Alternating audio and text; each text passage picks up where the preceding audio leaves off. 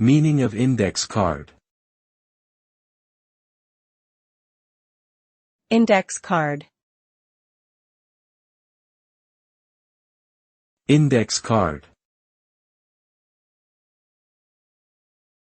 Index card. Index card.